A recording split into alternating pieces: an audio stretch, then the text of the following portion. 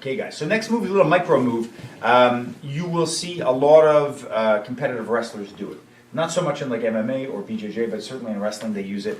And I'm not sure why. Maybe it just hasn't caught on, or maybe it's because it looks like it could be illegal. It's one of those things where, ironically, in wrestling, they just kind of allow it and it's okay. But then if you tried to do it in a BJJ tournament, people would probably freak out and get mad. So sometimes we get in close. When you see two top-level grapplers working, you'll see people, it's very natural to want to put your arms in and to bridge and whatever, and that's okay. A bridge arm is very strong.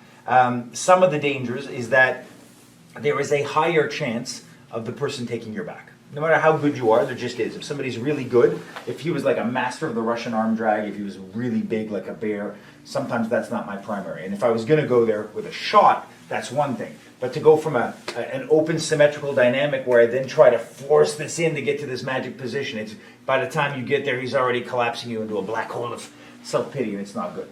So what a lot of grapplers will do is they'll simply open their hand. Now I want to be cautious about this because there are places on the body where sometimes I will use that kind of a tiger jaw push, and there are places I don't.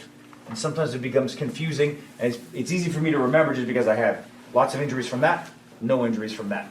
Good results here, bad results there, right? So I'm not a fan of gripping the bicep.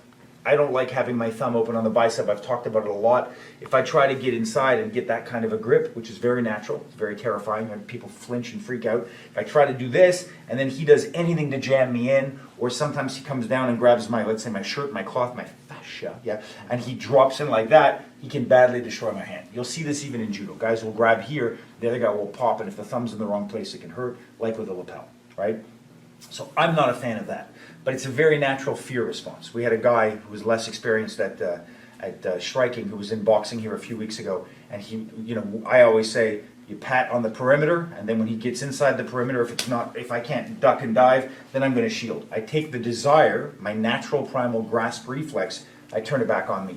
But he was not. He was trying to do like very traditional blocks, and the other guy was pop, pop, pop, pop, pop, popping with a broken rhythm, and so we ended up doing a lot of this. And by the end of it, the guy was going light and just drilling them all over the place. The other guy had claw marks, just like you'd see on somebody who had like survived strangulation or whatever, just scratch marks bleeding all over his arms. But that was it. They were cosmetic.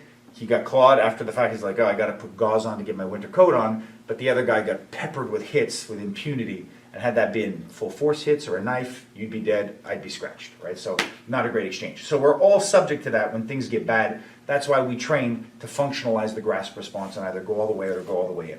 When we're in this mid-range of inhibition, when we have time to think, we want to be really cautious about gripping where it doesn't serve us. Stopping a knee strike with a thumb out, where this is a dynamic moving area, or getting inside an arm, it can be dangerous.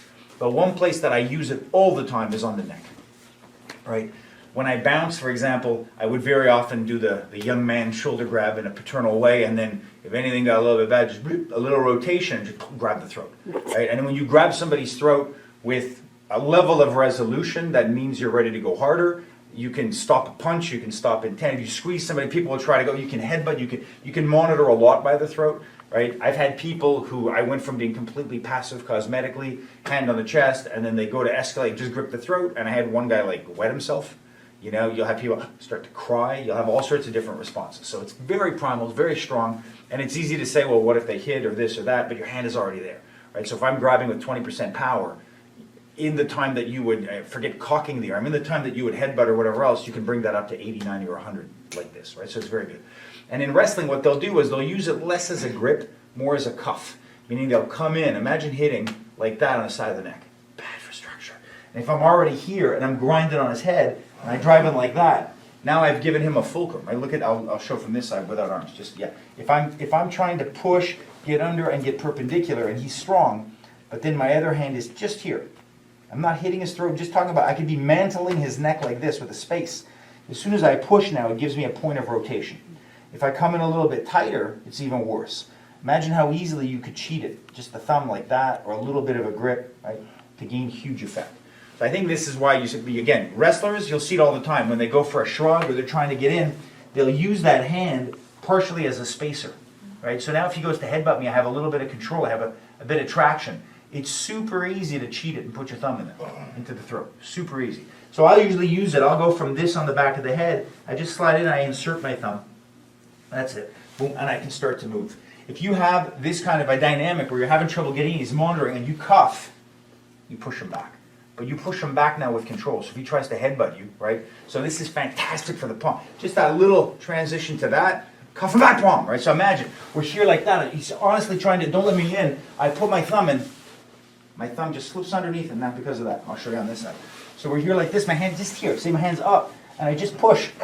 That's all I want. Try to headbutt me. Boom, I'm ready in position, right? So I'm making space with awareness so I can draw, bam, bam, snap down, go, whatever.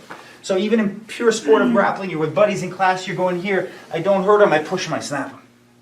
Very easy. So it's a super fine spectrum. I can have somebody like that. You'll see wrestlers sometimes do double, and then they decide what side they want to take. It allows you to make space, it allows you to monitor space, it allows you to keep space. And my hand literally is going thumb and hinge. And this is spring, right? It's sore, and it's effortless. Because I'm using the wholeness of my forearm to push it. Right? That's all I want to see. So the hand is there. See how subtly you can put your giant German paw underneath, right? And instead, you don't even need the thumb first. You can. If I was training with kids, sometimes with kids, I'll go from just that, and just whoop, I push them, and that's it. It's so easy to push, and just to guide the person with the edge of the hand. Make sense? That's sometimes called a claw, thumb notch, lots of different names. Squeezer.